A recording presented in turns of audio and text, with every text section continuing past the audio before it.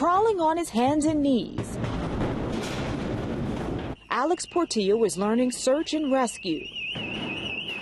He's in the third month of training to become a volunteer firefighter. It's like, you know, you're prepared for anything.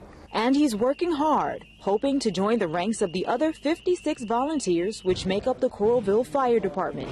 Feel part of a big family, you know, Coralville Fire Department. A family recently ranked among the top 1% of fire departments across the country. We would not have been able to get here without the time that those volunteers actually put into the station. Assistant Fire Chief Ori Schweitzer credits the high mark to the rigorous 6-month training program and dedicated team of men and women that risk their lives every day for free.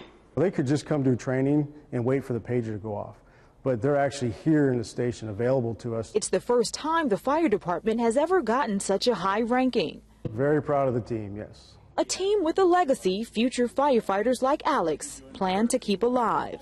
It's kind of where I belong, and